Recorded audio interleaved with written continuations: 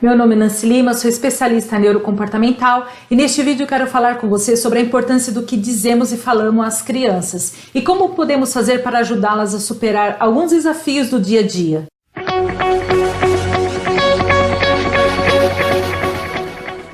Recebi uma pergunta referente ao vídeo postado no canal 5 estratégias para superar o medo. Se você ainda não viu, vou colocar na descrição para que você possa ver. E a pergunta dizia o seguinte: Nancy, você pode me dar alguma dica de como lidar com o medo irracional em crianças? Meu filho está com 6 anos e vira e mexe deixa de ir ao quarto sozinho ou ao banheiro por ter medo de monstros. Então comecei a pensar e vi que tinha muitas coisas para serem ditas, e então pensei que outros pais, outros avós e também educadores poderiam se beneficiar com aquilo que eu estava escrevendo. E então eu fui buscar outras informações e achei muitas coisas e que poderia fazer vários vídeos, mas eu tentei me concentrar ao máximo para responder a pergunta. As crianças possuem vários tipos de medos e esses medos aparecem e desaparecem em determinadas fases da infância, sendo que alguns eles podem continuar até a fase adulta. Alguns medos eles são provocados pelos adultos numa forma de tentar obter certo controle de obediência, como não vai ali que tem uma cobra. Outros medos adquiridos diante de situações enfrentadas pela criança, por aquilo que ela assiste na TV, pelos desenhos e até mesmo o que ela escuta dos pais, dos irmãos, dos colegas.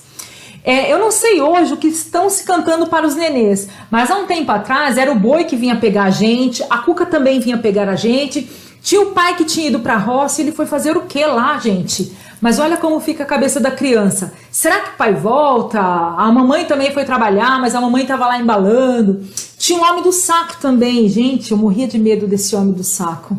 A criança constrói algo na mente dela e nem sempre é o real, e isso pode vir a trazer um sofrimento para a vida dela. Eu lembro que quando eu era pequena, tinha uma foto minha que era eu sentada num barco sozinha, e eu lembro muito bem que eu senti uma tristeza quando eu olhava para aquele barco, me via ali sozinha, e eu falava assim, gente, tadinha de mim, eu fiquei tão sozinha naquele barco pequenininha. E depois eu me lembro que quando eu falei para minha mãe, claro que eu era criança ainda, ela falou que eu não estava sozinha, que meu pai estava segurando na ponta do barco e que ele só não tinha saído na foto. Que alívio que aquilo me trouxe, me fez sentir, que eu não tinha sido deixada ali sozinha. Olha como a mente pode produzir um sofrimento de algo que não é real e as crianças não têm algumas noções do que é real. É muito importante saber por que a criança tem o medo, o que levou ela a sentir esse medo, porque isso pode interferir no seu desenvolvimento. No meu último vídeo, falei da importância de fazer as crianças a entenderem suas emoções para poder ajudá-las a organizar e a montar repertórios de emoções e assim elas conseguirem a fazer melhor a regulação da emoção. Às vezes não é por maldade, mas não prestamos atenção no que estamos dizendo. Por exemplo, você fala para o seu filho, para o seu sobrinho, neto, 1, 2 vezes a seguinte frase: não vá lá porque tá escuro. E daí? Imagine uma criança que já tem um imaginário muito fértil. O que ela pode pensar desse escuro? Se você não completar o que você quer dizer com aquilo, que ela vai fazer o escuro segundo o que vier na mente dela. E aí pode ser tanto coisas negativas como pode ser positiva também, mas a maioria das vezes é sempre negativa. Complete a frase: não vá lá porque está escuro e você pode se machucar, porque você não vai enxergar, você pode bater a perna, tropeçar. Então a criança fecha o raciocínio na cabeça dela, a não ser que você queira realmente assustá-la, e aí você corre o risco de atrapalhar o desenvolvimento dessa criança. E quando amamos, não é isso que queremos fazer, não é mesmo? Vá com a criança até onde ela tem o desconforto da emoção. Não é só o medo, pode ser uma tristeza também. Vai lá 1, 2, quantas vezes for necessário. O medo instalado pode ter sido construído por um reforço neural acentuado por aquela emoção. Então é importante que um adulto acompanhe mostrando a possibilidade dentro da situação para que ela crie novos caminhos neurais. Preste muita atenção no que você fala para as crianças. Tudo que aprendemos fixa-se em nossa mente por caminhos neurais que se conectam às nossas memórias. E dependendo do quanto intenso foi aquela emoção, mais forte ficará registrado. Por isso, não podemos ignorar ou subestimar o medo de uma criança. Outro ponto muito importante, somos pessoas diferentes uma das outras. Uma criança pode ter nascido e crescido no mesmo ambiente que outra. O que para uma pode tirar de letra uma situação, para outra talvez tenha um outro impacto. Cada um tem uma personalidade, o seu tipo de perfil comportamental também conta muito. Então não espere que elas respondam da mesma maneira e da mesma intensidade. Respeite cada uma com a sua própria individualidade.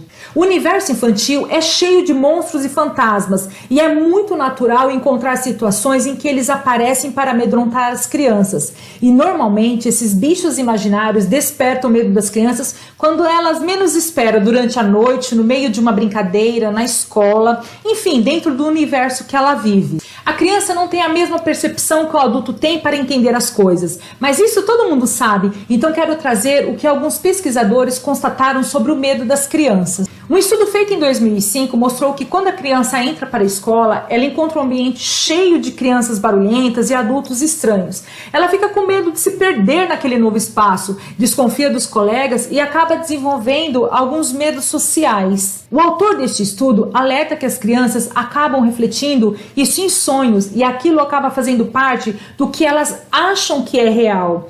Este mesmo estudo mostrou que o medo do escuro é universal, acaba sendo um medo, vamos dizer que natural, e que no máximo 5% das crianças que têm pesadelos ou manifestações constantes de medo necessitam de algum tipo de tratamento. A respeito dos medos das crianças em idades diferenciadas, um estudo em 2011 trouxe algumas informações. De 0 a 1 ano, elas têm medo de lugares e de pessoas estranhas. De 2 a 3 é quando a criança começa a ter contato com o mundo. Ela tem medo de ser esquecida na escola, de ser abandonada, porque ainda ela tem os pais como o único ponto de segurança da vida delas. De 2 a 4 anos, elas têm o medo do escuro e de barulhos. E nesse período também tem o medo de dormir sozinho.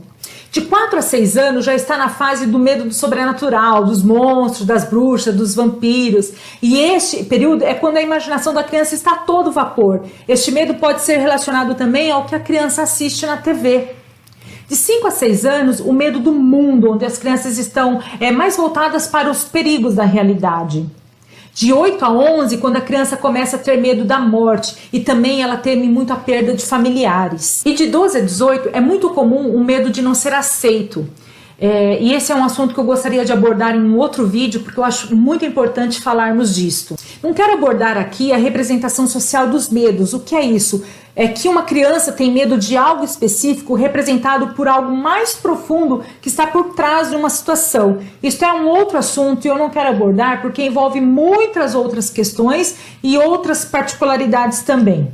O importante é perceber se o medo, a tristeza ou sentimentos relacionados estão paralisando a criança, mesmo você estando ali para ajudar, para mostrar novas possibilidades de enfrentamento. Se estiver atrapalhando a rotina da criança, a interação social, e isso persistir por muito tempo, é aconselhável sim a levá-la num profissional especializado para ver se há algo a mais por trás daquele medo. Vimos que alguns tipos de medo são naturais em algumas fases da vida das crianças e que elas vão superar ou trocar por outros medos. E cabe a você, papai, mamãe, vovó, professores, ajudá-las a compreender que isto faz parte da vida delas e mostrar a condição que cada uma tem de superar aquilo, mostrando possibilidades de enfrentamento.